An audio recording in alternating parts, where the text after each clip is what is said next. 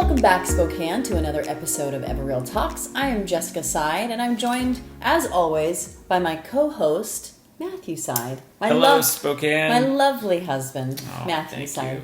You. You're welcome. Thank you very much. I'm just feeling a little sheepish about that. So, it is fall in Spokane, and fall It's is... October. It's fall, but Yes. it's like as we move into October. Yes. The difference being, and you were probably going to go there and I cut you off, is that it's not just fall on the calendar, it's cold in the mornings. Yes. It's in the 40s. It's in the 40s, but then the other night I went outside and it was really warm, like strangely warm, but like overcast, and I was like, this is such an odd... Spokane is so funny in the way it does, but then it gets these wonderfully crisp days. Well, here's something new. Tell me. I was riding home with our daughter, and our daughter said, Mom, my friends and I have decided that we are no longer going to call it fall. We will only call it autumn. Oh, well, autumn is definitely more poetic than fall. It is. And Did she have a reason, or was it just... I think it's self-explanatory, that it's just a better name than fall. No, that's fair. This is a public service announcement for Spokane, Washington. Okay. Our daughter does have her driver's license now as of Thursday. Yes. So just congratulations, like right now, son. Boop, boop, the warning on the radio. Is that what that is? That's your warning?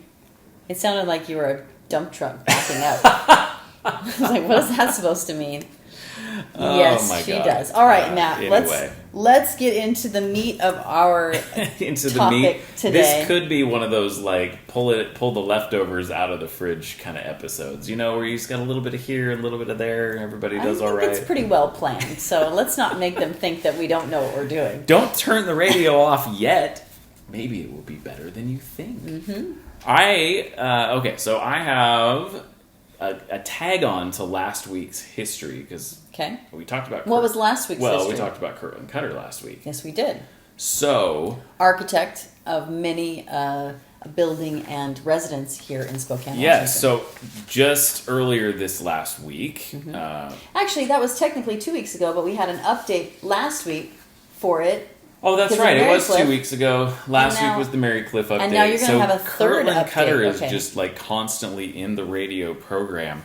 Well, this isn't actually about Kirtland Cutter necessarily. Okay, so earlier this week, Christy Harvey, who's a friend and somebody that we've worked with professionally, she was at Inspire Insurance.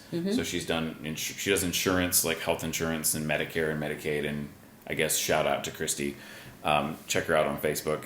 But her great-grandfather, Domenico Peroni, was a famous bricklayer that basically worked with Kirtland Cutter. So let me just kind of give you a little bit of... he was a rock mason. And this was a random piece of information that she was just sharing this, and I'm like, wait a minute. She did print me out some pictures because she knows I'm in real estate and thought I might be interested in some of this. So... Domenico Peroni was a rock mason. He was born in the mountains of northern Italy in an area called Piedmont, in case you're not familiar with that. Where as a boy he learned to build walls and houses out of rock and brick. So I looked it up. He's from Rifferdo, Italy, which is actually pretty close to the French border and just a little bit northwest of Genoa, for those of you that are Italian geography students. And your dad's in Italy, so I always think, I wonder where in Italy they're at. Maybe they were neighbors of where he is now. Anyway, he immigrated to the United States in 1903 and made his way west to Spokane, as most people that immigrated that ended up here did. He was an accomplished mason. He worked for Kirtland Cutter and G.A. Pearson, P-E-H-R-S-O-N. That's a name not familiar to me, but...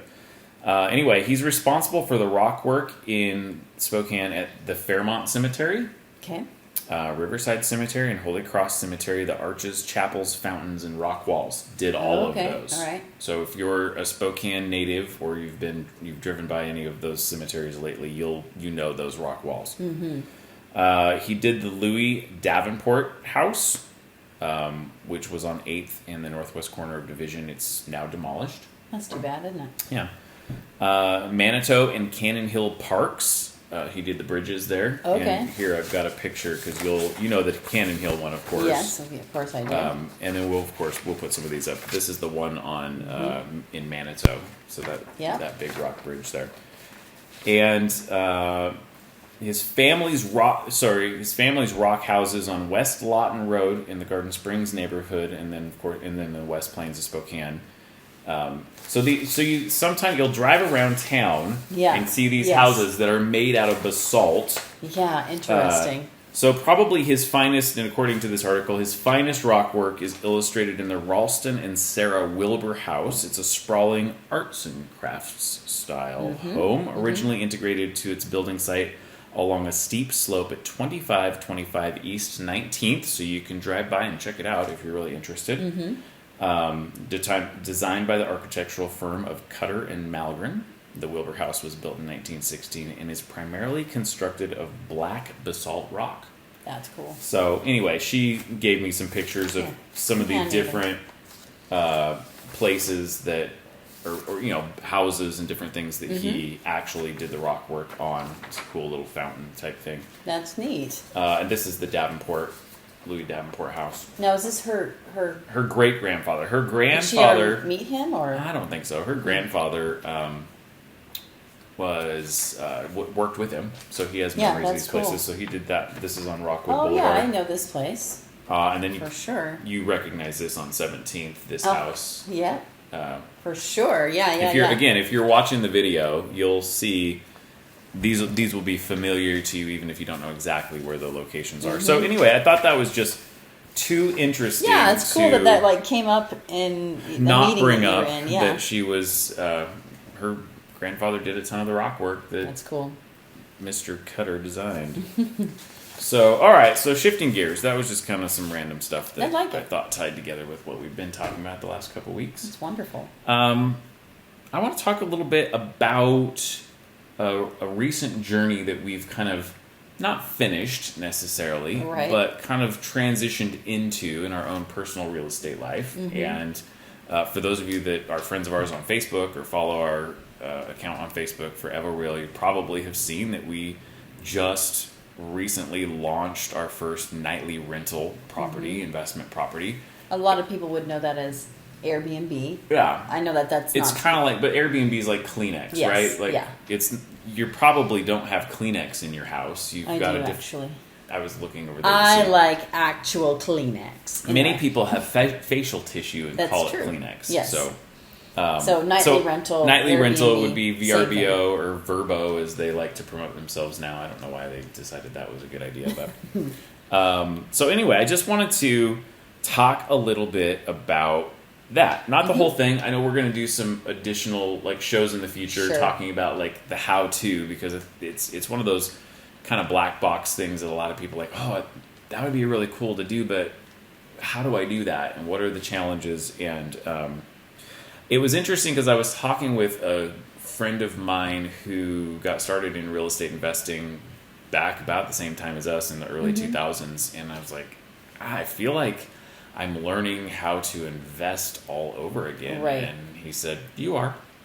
Because it's different. Yeah. It's not long-term 6-month, 12-month, 18-month leases. It's just very different. So I'll do a quick shameless promotion of our property. If you look it up, it'll probably be on our Facebook page, but if you search for Icicle Village Retreat, it is in Leavenworth, Washington. You can check it out and see what we've done to the property. And again, we'll talk more about that.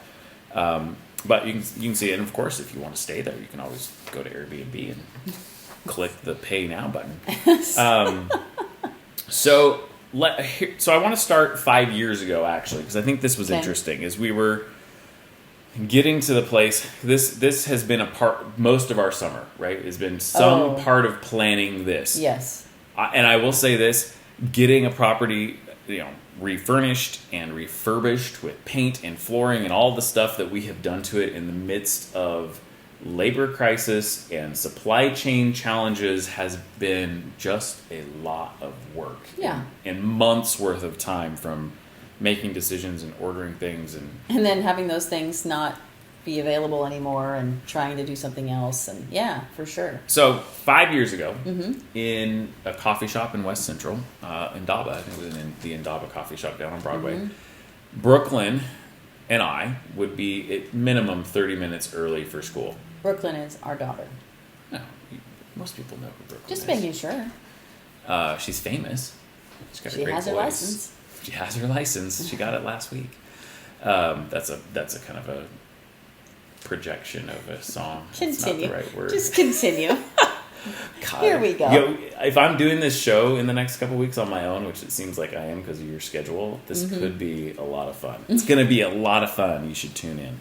Okay, so Brooklyn, our daughter, because of how we were scheduling things, dropping other people off, we would get to the coffee shop about 30 minutes before I could drop her off at school. Right. And one morning, we're sipping coffee, she's having cocoa, we're sitting there, we're chatting, and I think we had just come back from an Airbnb in Coeur d'Alene. Like, we needed a break, we had to get out of town, and even if it was just across the border, Right. we needed to get out of here.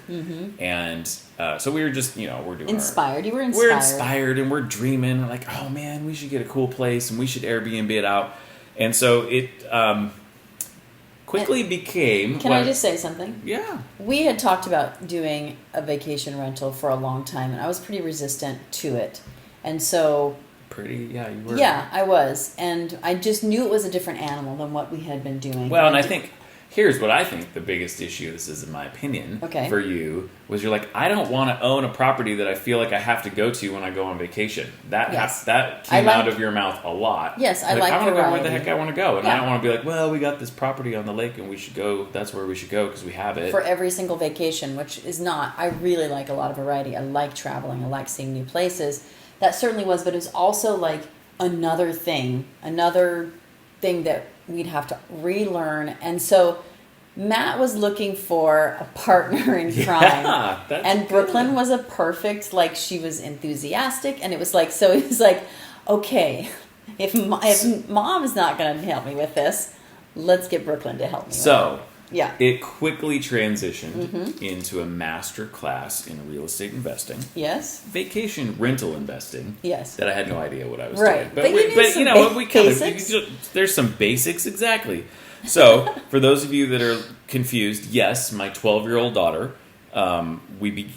was engaged and enlisted to create a list of markets that we'd want to invest in, develop a pros and cons list for each in a spreadsheet, collecting rental income data at the age of 12. And I have her original notebook here that she still has. Well, here's what happened. Yesterday, he said, I'm going to talk about this on the radio show. Well, you can't read it. But. I'm going to talk about this on the radio. She goes, oh, I have our notebook with all of our notes, Dad. And so she went downstairs and dug through her stuff, and she found... So in the note, I have all of the lists here. Read the label. The label says, Brooklyn and Dad's plans for our property. And properties in all caps. And I think and an exclamation point at the end. And I'm pretty sure the indicator there is that it is Brooklyn and my property, right? And not anybody else's. Yes, this is their endeavor.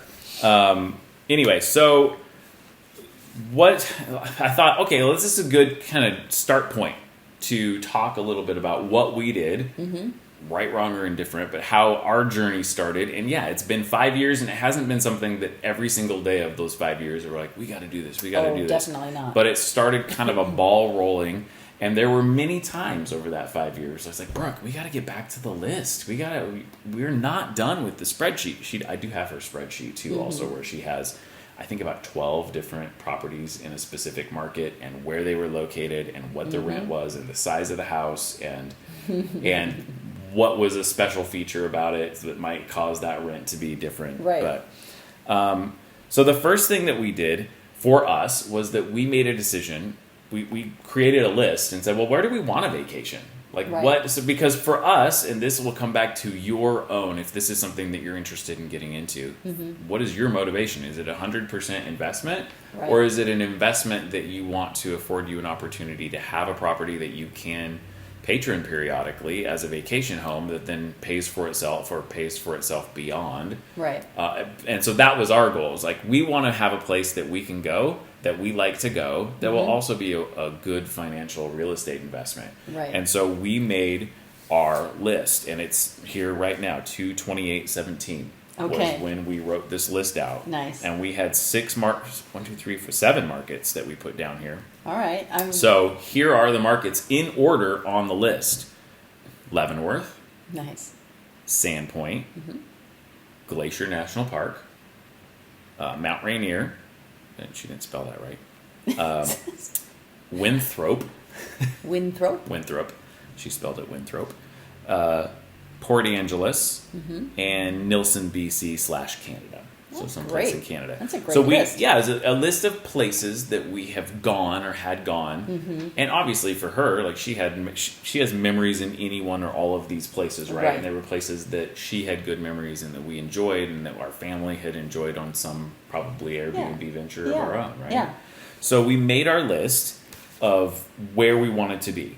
The second thing that we did, and it's on her list as well, is what we want. Like, what type of property are we interested in? Is it big? Is it small? Is it for a lot of people? At the time, and I will say this as well, anytime you start a venture of like putting something on paper and saying this is what we want, I think one of the most important keys to success is being willing to correct or change what you want or what you're going to get from what you wrote down originally. Well, actually, the first most important thing is to actually write it down, right? Because you can't make changes to something that hasn't been written down, and you hear it a million times over a million different, self-help gurus. Write down your goals. But also just writing this down and making it, I don't know, there's something about that. It connects different parts of your brain and an intention, I think, really. Like, you've put it down on paper, and because we wrote it down and we had a notebook, Brooklyn and I, it came up often over a 5-year period, which means it was still, even though we weren't actively doing anything with it, because of the intention in February 2017, there was something that was there in our consciousness. So what did we want at that time in that coffee shop? We wanted a 4-bed, 3-bath, a great room was important, family game room, and it needed to sleep 15. Listen, we didn't quite get that. And that's why I positioned it that way. Yeah. It didn't make sense for us. Yeah. Or it didn't, at least with what we found. It didn't make financial sense for us. Yeah. And that is, It could, and could it have? Yeah, if the right property presented itself in the right market, the right price points, all those type of things. We have a big family, so trying to find a really big place was definitely something that we wanted. But we also realized it's the old adage that we say all the time: is the best time to plant a tree is 20 years ago. The next best time is today. And we said, you know what? Let's make the investment now, and then maybe that can be a stepping stone to a larger property later on. And there absolutely are larger properties that make financial sense because you can pay more, you can charge more for them. Sure. For us in our journey, we didn't find those. No, we didn't find the right one. We found something else that did make sense. And we're like, well, let's not wait. Actually, let's not wait for perfect. Let's get what's great. We did find a few of them, but other people found them before us. Or found them at the same time and had an ungodly amount of cash from wherever they were at during COVID, and just snatched them up with unreasonable purchase prices. But hey, if you got the money and you want the place, it's worth what people are willing to pay for it. That's what I always say. All right, so what do you want? And then we created a pros and cons list for each market from an investment perspective. And so I'm not going to go through all of these, but you can see that we have pros and cons on just about every single place. Market. I don't think we made it to Canada. We ended up Winthrop. Do you have the Leavenworth one? Yeah, that's what I'm going to go over. Oh, okay, good. I'm curious. Yeah, we ended at Winthrop. I have to just keep saying that because it's so cute that she spelled it that way. She looked at these. She's like, "Oh my God, 6th grade book, Brooklyn, so cute." All right, so let's talk about the pros and cons that Brooklyn and I came up with for Leavenworth. There were a lot more pros than cons, I will say. That's good. Close to ski hill, so winter activity. Again, thinking about the market, hiking and backpacking, kayaking, rafting, rock climbing. So these are all of just like what's going to draw people. Because remember, vacation property. Why do people want to go there to go on vacation? Rock climbing. They have Christmas activities, brewery festivals. She put close to Seattle. Okay, smart. Because there's Cross- a lot of people over there. Cross-country skiing, ? And mountain biking, ? We weren't sure. But again, we were just brainstorming in a coffee shop before school. Yeah. The cons, 3 hours from Spokane. So that was the con for us personally. It's going to be further away for us to get to it. Yep. And then we wrote property cost, because compared to the other markets that we were looking at the time, Leavenworth was still an extremely strong real estate market because of its proximity to Seattle. Mm-hmm. And so... Little did we know that North Idaho was going to start catching up with a little place called let me read the Sandpoint one just as a point of context to kind of like just some of the things we put down there. Mm-hmm. So the pros for Sandpoint, 90 minutes from Spokane, so it was close to us. Close to a ski hill, had nice restaurants, huge lake, it was all caps, huge lake, hiking and backpacking, mountain biking, a Huckleberry Festival, there's a jazz festival up there, close to Silverwood. The cons, I thought this was really interesting, and remember, this was 5 years ago, but the cons was Spokane is the closest metropolitan market, which is small. Oh. So at the time, in our mind, we're like, who are we drawing from? It's pretty much the locals in Spokane, and as now, again, past. Yep. It has, but there probably are not a lot of people out there in other parts of the country that are thinking, I think we should go on vacation at Lake Ponderay. Right. And maybe I'm completely wrong. I think Schweitzer pulls stuff 4.5 years ago, it certainly wasn't as prevalent as it is now. Now, Kardashians bought a place next to my dental hygienist. But that's in Coeur d'Alene. Coeur d'Alene is different than Sandpoint. I'm saying that there is some correlation there right now. Sure, North Idaho made the map in COVID. Yes. Several different ways. For sure. So, but I think Coeur d'Alene is different than Sandpoint. And notice that Coeur d'Alene was not even on our list because that price point has been like crazy for a long, long time. Yeah. Like even at this point, it wasn't even like a conversation point for us. Mm-hmm. But Coeur d'Alene is one of those places that people do know because it gets written up a lot, and it is kind of a resort destination. So, anyway, those were the pros and cons that Dad and Brooklyn came up with at the coffee shop. So I bulleted some of that out. What is going to draw people? What seasons are people traveling to that market? So how big is the off season? Is it?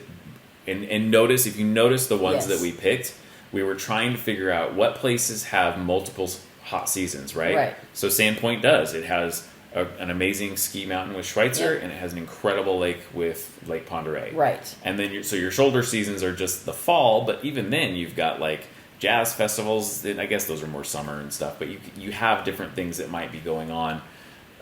So we were looking for what's going to draw people and what are the off seasons. Can I put a little thing in here? Yeah. The thing is, I just want to make sure people know that we are actually licensed in Idaho as well. So if you decide you are interested in looking at a place in Sandpoint or Coeur d'Alene or Hayden or any of those places, give us a call. 509-62-HOUSE. Continue. Thank you. That's a great little commercial. The other thing on the pros and cons list that you probably noticed was what metro markets are feeding into that area. Like how close are you to a population source? Right. And you'll notice that Spokane was a con at the time for Sandpoint versus Seattle being a pro for Leavenworth. And still today, the beauty of something like Leavenworth is that it's closer to Seattle than Spokane, but attainable for even Spokane within a day. Right. And Tri-Cities. So if you look at its location, yeah, it's a few hour drive from everywhere in Washington. Yes. Seattle, Olympia, Tri-Cities, Yakima, Spokane, all of those are within a day trip of and which is going to be important because there is no really good airport.